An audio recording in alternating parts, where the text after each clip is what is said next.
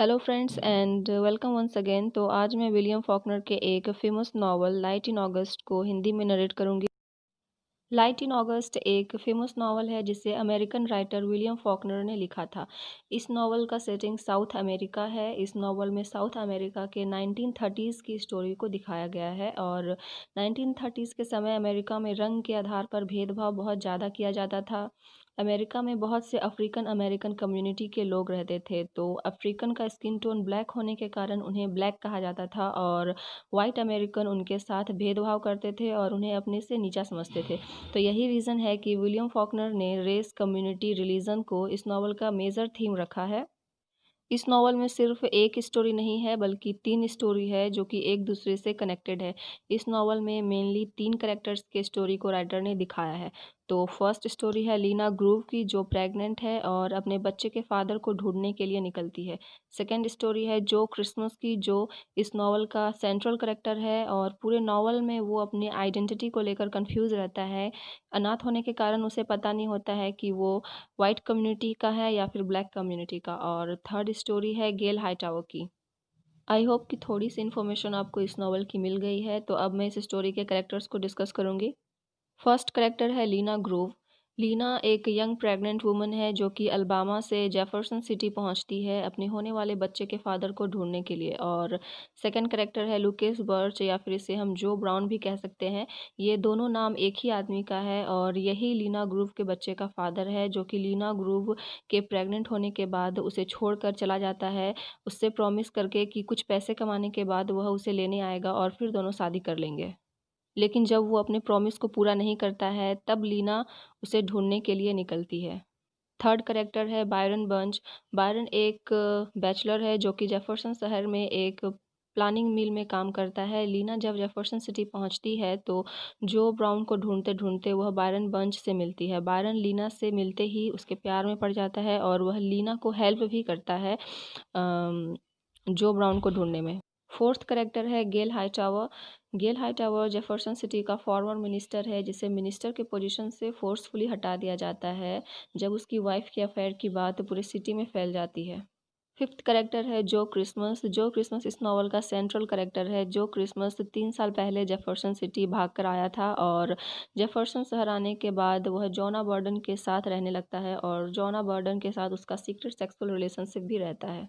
Sixth character है Joanna burden. Joanna burden एक एबोलिशनिस्ट family से बिलोंग करती है जो न्यू इंग्लैंड से जेफरसन शहर आते हैं सिविल वॉर होने के बाद। जोआना बर्डन अनमैरिड है और शहर में वह एक आउटसाइडर की तरह अकेले अपने घर में रहती है। जो क्रिसमस के साथ उसका रिलेशनशिप था, नॉवल के शुरुआत में हम देखते हैं कि जो क्रिसमस जोआना बर्डन का मर्डर करके भाग जाता है और मर्डर छिपाने के लिए उसके घर में आग लगा दी जाती है। नेक्स्ट करेक्टर है यूफ्यूज हाइंस। यूफ्यूज हाइंस जो क्रिसमस का ग्रैंडफादर है, जो कि क्रिसमस को अनाथालय के सीढ़ियों पर छोड़कर चला जाता है। इसके बाद साइमन मिक एक्रन जो क्रिसमस का एडॉप्टिव फादर है, जिसने जो क्रिसमस को अनाथालय से अडॉप्ट किया था। इसके बाद नेक्स्ट करेक्टर है बॉबी एलन। बॉबी एक प्रोस्टिट्यूट है। बॉबी ही जो क्रिसमस का पहला प्यार थी, जो कि क्रिसमस को धोखा दे देती है। इसके बाद पर्सी ग्रीम इस नावल का इम्पॉर्टेंट कैरेक्टर है। नावल के अंत में हम देखते हैं कि पर्सी ग्रीम ही जो क्रिसमस को मारता है जब जब क्रिसमस पुलिस कस्टडी से भागने की कोशिश करता है। इन सभी कैरेक्टर्स के अलावा इस नावल में और भी माइनर कैरेक्टर्स हैं, तो उनके बारे में जानना उतना इम्पोर्टेंट नहीं है। तो मैं इस स्टोरी की शुरुआत करती हूँ। इस स्टोरी की शुरुआत होती है लीना ग्रूव की स्टोरी से। लीना जब 12 साल की थी तो उसी समय उसके पेरेंट्स की डेथ हो जाती है, जिस कारण से वह अपने ब्रदर के साथ रहने चली जाती है और वहाँ उसकी मुलाकात होती है लुकेस बर्च से। लुकेस बर्च को इस नावल में हम जो ब्राउन के नाम से भी जानते हैं। तो जब जो ब्राउन को पता चलता है कि लीना प्रेग्नेंट है तो वह उससे झूठा प्रॉमिस करता है कि कुछ पैसे कमाने के लिए उसे बाहर जाना है और इस बहाने के साथ वह बाहर चला जाता है लीना को अकेले छोड़कर। और लीना उसका लगभग 6 महीने तक इंतज़ार करती है, लेकिन जब उसका कोई खबर नहीं मिलता है तो वह उसे ढूंढने के लिए निकल जाती है और अपने शहर अल्बामा से उसे ढूंढते ढूंढते वह जेफरसन सिटी पहुंचती है। तो फ्राइडे मॉर्निंग जेफरसन सिटी पहुंचने के बाद लीना देखती है कि शहर के एक घर में आग लगी हुई है। जिस घर में आग लगी हुई थी वो घर जोआना बॉर्डन का था। तो जेफरसन सिटी पहुंचने के बाद लीना की मुलाकात होती है बायरन बंच से, जो कि टाउन के एक प्लानिंग मिल में काम करता है। बायरन बंच से मिलने के बाद लीना सबसे पहले लुकेस बर्च के बारे में पूछती है कि क्या लुकेस बर्च को यहाँ कोई जानता है। तो बायरन बंच लीना को बताता है कि लुकेस बर्च नाम का तो यहाँ कोई नहीं रहता है, लेकिन लीना जिस तरह से लुकेस बर्च को डिस्क्राइब करती है तो उसकी बातों को सुनकर बायरन उससे पूछता है कि क्या लुकेस बर्च के फेस पर कोई वाइट दाग है। तो लीना कंफर्म करती है कि हाँ, उसके फेस पर वाइट दाग है। उसके बाद फिर बायरन उसे बताता है कि लगभग 6 महीने पहले एक जो ब्राउन नाम का स्ट्रेंजर यहाँ आया था काम ढूंढने के लिए, और मिल में उसे काम पर रख लिया गया था, लेकिन कुछ दिन काम करने के बाद वह मिल छोड़कर चला जाता है। तो इतना सब कुछ सुनने के बाद लीना कंफर्म हो जाती है कि ये जो ब्राउन है यही लुकेस बर्च है, जो कि अपना नाम चेंज कर इस शहर में काम कर रहा था। तो लीना ग्रुप की स्टोरी कुछ समय के लिए यहीं पे रुक जाती है और स्टोरी का जो फोकस है वो जो क्रिसमस की स्टोरी पर चला जाता है, जो कि इस नॉवल का एक सेंट्रल कैरेक्टर है। बायरन बर्च इस नॉवल का प्राइमरी नरेटर है और बायरन ही फ्लैशबैक्स के जरिए जो क्रिसमस और गेल टावर की स्टोरी को सुनाता है। तो लीना की स्टोरी के बाद हम जो क्रिसमस की स्टोरी को समझेंगे। तो बायरन अब लगभग 3 साल पहले की स्टोरी सुनाता है, जब जो क्रिसमस काम ढूंढने के लिए जेफरसन शहर आया था।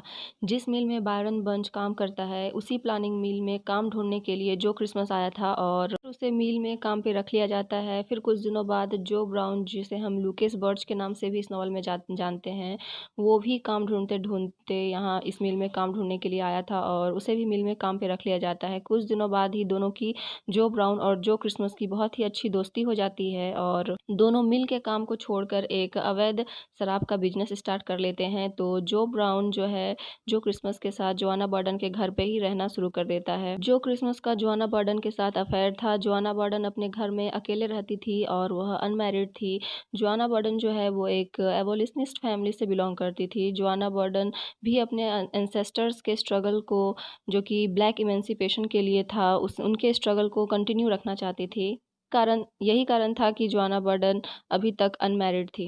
जोआना बर्डन का जो सिंपथी था ब्लैक्स के लिए, वो जेफरसन सिटी के लोगों को बिल्कुल भी पसंद नहीं था। यही कारण था कि जोआना बर्डन पूरे शहर में अकेले आउटसाइडर की तरह रहती थी और शहर के लोग उसे पसंद नहीं करते थे। तो जोआना बर्डन और जो क्रिसमस का जो रिलेशन था वो अनयूजुअली ही स्टार्ट हो गया था। जब जो क्रिसमस पहली बार जेफरसन शहर आया था भागकर, तो 24 घंटे से भूखा होने के कारण वह कुछ खाने का सामान चुराने के लिए जोआना बर्डन के घर पर आया था। लेकिन फिर उसी रात से दोनों के बीच सीक्रेट रिलेशनशिप स्टार्ट हो गया था और कुछ दिनों तक दोनों का रिलेशन तो सही चला। लेकिन जब जोआना बर्डन का ध्यान धर्म की तरफ ज़्यादा हो जाता है तो जो क्रिसमस जोआना बर्डन से मिलना कम कर देता है। और जब एक दिन जो क्रिसमस जोआना बर्डन से मिलने के लिए पहुंचता है उसके घर पर, तो जोआना बर्डन जो क्रिसमस को फोर्स करती है कि वह अपना जो आइडेंटिटी है पब्लिकली एक्सेप्ट करे कि वह ब्लैक है, ब्लैक कम्युनिटी से बिलोंग करता है और ब्लैक के लिए जो लॉ फर्म है वहाँ जाकर उसे ज्वाइन करे और लॉयर बने। और जब क्रिसमस ये सब करने से मना कर देता है तो जोआना बर्डन उसे गन दिखाकर थ्रेट करती है। तो जो क्रिसमस अपने आप को डिफेंड करने के लिए जोआना बर्डन के ऊपर रेजर से अटैक कर देता है उसके गले पर, और इस तरह से जोआना बर्डन की उसी रात डेथ हो जाती है। इसी कारण मर्डर को कवर अप करने के लिए जोआना बर्डन के घर में आग लगा दी जाती है। इसके बाद स्टोरी में हम और भी पीछे चले जाते हैं और फ्लैशबैक्स के जरिए जो क्रिसमस के चाइल्डहुड की स्टोरी को इस नॉवल में दिखाया गया है। तो जो क्रिसमस का जो ग्रैंडफादर है, जिसे हम हाइंस के नाम से इस नॉवल में जानते हैं, उसने जो क्रिसमस को अनाथालय के सीढ़ियों पर ले जाकर छोड़ दिया था, क्योंकि उसे शक था कि जो हाफ ब्लैक है। इसी कारण से उसे वह सीढ़ियों पर ले जाकर छोड़ देता है अनाथालय में। और फिर अनाथालय में कुछ समय बिताने के बाद जो क्रिसमस को साइमन मिक एक्रन नाम के व्यक्ति ने उसे अडॉप्ट कर लिया था, जो कि उसे बहुत ही टॉर्चर किया करता था। और क्रिसमस जब थोड़ा बड़ा हो जाता है तो वह अक्सर बॉबी एलन नाम के एक प्रोस्टिट्यूट से मिलने के लिए जाता है और उसके साथ ज़्यादा समय बिताने लगता है, जो कि साइमन को एकदम भी पसंद नहीं होता है और जिस कारण से वह क्रिसमस को पनिश भी करता है। और फिर जब बॉबी एलन को पता चलता है कि जो क्रिसमस एक हाफ ब्लैक है, वो ब्लैक कम्युनिटी से बिलोंग करता है, तो बॉबी भी उसे छोड़ देती है।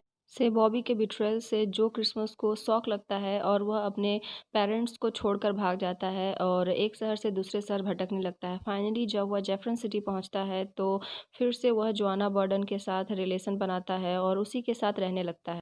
तो जो क्रिसमस की स्टोरी के बाद नरेटर इस नॉवल के एक और इम्पॉर्टेंट कैरेक्टर गेल हाईटावर की स्टोरी को सुनाता है फ्लैशबैक्स के जरिए। तो अब फ्लैशबैक्स के जरिए ही प्राइमरी नरेटर गेल हाईटावर की स्टोरी को भी सुनाता है। तो नरेटर बताता है कि गेल हाईटावर बहुत साल पहले अपनी यंग वाइफ के साथ जेफरसन सिटी आया था धर्म उपदेश देने के लिए। उस टाइम वह चर्च का मिनिस्टर हुआ करता था, लेकिन अभी प्रेजेंट में वह एक वैरागी की तरह अपना जीवन बिता रहा है। जेफरसन शहर के लोग गेल हाईटावर को पसंद नहीं करते थे, यहाँ तक कि उन्हें चर्च से भी निकाल दिया गया था। इसके पीछे भी एक स्टोरी है कि उसकी जो वाइफ थी वो अक्सर वीकेंड पर जेफरसन शहर से बाहर जाती थी और उसका किसी और से अफेयर था। तो एक दिन उसे एक स्ट्रेंजर के साथ मेम्फिस के होटल रूम में किसी ने देख लिया था, तो वह खिड़की से कूद जाती है और उसकी डेथ हो जाती है। तो इन्हीं सब कारणों से गेल हाईटावर को चर्च से भी निकाल दिया जाता है और अकेलेपन के साथ वह अपना जीवन जीने लगता है। गेल हाईटावर के जो पूर्वज थे उन्होंने सिविल वॉर में पार्ट लिया था, तो हाईटावर हर वक्त अपने पूर्वजों के पराक्रम और कारनामों को ही सोचता रहता है। हर वक्त वह अपने पास्ट में ही खोया रहता है ज़्यादातर। जेफरसन शहर में उसका किसी के साथ ज़्यादा मिलना जुलना नहीं था, तो बायरन बंच ही सिर्फ एक ऐसा था जिसके साथ उसकी अच्छी दोस्ती थी। तो बायरन हमेशा उससे मिलने के लिए आया करता था हाईटावर से, और शहर में जो कुछ भी होता है, जो कुछ भी मतलब इंसिडेंट हो रहा है उसके बारे में अक्सर वो उससे बातें करता था और बताता था। तो लीना जब जेफरसन शहर आती है जो ब्राउन को ढूंढते हुए, तो ये सारी लीना की स्टोरी भी वह हाईटावर को बताता है। तो अब फ्लैशबैक्स के जरिए जो क्रिसमस और गेल हाईटावर की स्टोरी सुनने के बाद हम प्रेजेंट में आते हैं। प्रेजेंट में जोआना बर्डन के डेथ के बाद मिस बर्डन का जो नेफ्यू था उसने पूरे शहर में अनाउंसमेंट करा दिया कि जो कोई भी मर्डरर को ढूंढ ढूंढ कर लाएगा उसे $1000 का इनाम दिया जाएगा। तो इस इनाम के बारे में जैसे ही जो ब्राउन, जिसे हम लूकेस बर्च के नाम से भी जानते हैं, इस इनाम के बारे में जैसे ही जो ब्राउन को पता चलता है वह फ़ौरन पुलिस के पास आता है और पुलिस को इन्फॉर्म करता है कि जो क्रिसमस ने ही मिस बर्डन को मारा था। इसके बाद पुलिस जो क्रिसमस को ढूंढने में लग जाती है और फाइनली जो क्रिसमस को पकड़ लेती है। जब जो क्रिसमस को पकड़कर पुलिस जो है उसे ट्रायल के लिए जेफरसन सिटी लेकर आती है, तो हाइंस नाम के एक कपल जो क्रिसमस को देखकर बहुत ही स्ट्रेंज बिहेव करने लगते हैं और वह पुलिस के पीछे पीछे जेफरसन सिटी आ जाते हैं। उसके बाद मिसेस हाइंस गेल हाईटावर को बताती है कि जो क्रिसमस उसका ग्रैंड सन है, कुछ साल पहले मिसेस हाइंस की बेटी मिली एक मैक्सिकन लड़के से प्यार करती थी, और जब मिली बिना शादी के ही प्रेग्नेंट हो जाती है और यह बात मिस्टर हाइंस को पता चला तो उसने मिली के लवर को मार दिया, क्योंकि मिस्टर हाइंस को लगता था कि मिली का जो लवर है वो ब्लैक कम्युनिटी से बिलोंग करता है। तो इसी कारण वह मिली के लवर को मार देता है और अपनी बेटी को भी मरने के लिए छोड़ देता है। चाइल्ड बर्थ के समय उसे कोई भी मेडिकल ट्रीटमेंट नहीं दिया जाता है, जिस कारण से उसी समय मिली की डेथ हो जाती है। और मिली के डेथ के बाद मिली के बच्चे को, जिसका नाम जो क्रिसमस है, उसे उसे मिस्टर हाइंस अनाथालय की सीढ़ियों पर ले जाकर छोड़ देता है और मिसेस हाइंस से कहता है कि बच्चे की डेथ हो गई है। इतना सब होने के बाद इसी बीच बायरन जो ब्राउन और लीना ग्रूव को मिलवाने का सारा इंतजाम करवा लेता है। जो ब्राउन को भी पुलिस कस्टडी में रखा गया था, क्योंकि पुलिस को शक था कि जो ब्राउन भी मिस बर्डन के मर्डर में शामिल है। तो लेकिन इसी बीच जो ब्राउन पुलिस कस्टडी से निकलकर भाग जाता है, और जिस वक्त जो ब्राउन पुलिस कस्टडी से निकलकर भागता है उस वक्त बायरन भी वहीं था, और बायरन जो ब्राउन को पकड़ने की कोशिश भी करता है, लेकिन जो ब्राउन बायरन को धक्का देकर चलती हुई ट्रेन पर कूद जाता है और जेफरसन शहर से वह दूर भाग जाता है। इधर जो क्रिसमस भी पुलिस कस्टडी से निकलकर भागने की कोशिश करता है, लेकिन वह अपनी कोशिश में सफल नहीं हो पाता है और पर्सी ग्रीम के हाथों मारा जाता है। और इतना सब कुछ होने के बाद लीना ग्रूव और बायरन बंच एक बार फिर साथ में जो ब्राउन को ढूंढने के लिए निकल जाते हैं, लेकिन लीना इस बार अकेली नहीं होती है, उसके साथ उसका न्यू बॉर्न बेबी भी होता है। और इसी सीन के साथ लाइट इन अगस्त नॉवल की स्टोरी खत्म हो जाती है। So thank you friends and मैं आपको सजेस्ट करना चाहूँगी कि स्टोरी अगर आपको एक बार में समझ नहीं आई है तो स्टोरी को आप एक बार फिर से सुने, क्योंकि ये जो स्टोरी है थोड़ी सी कॉम्प्लेक्स है। इसमें सिर्फ एक ही स्टोरी नहीं है, इसमें 3 अलग-अलग कैरेक्टर्स के स्टोरी को दिखाया गया है। तो स्टोरी एक आप एक बार फिर से पूरा सुनें ताकि आपको स्टोरी ठीक से समझ में आ जाए। और वीडियो अगर आपके लिए हेल्पफुल रही है तो वीडियो को लाइक और शेयर ज़रूर करें और चैनल को सब्सक्राइब ज़रूर करें।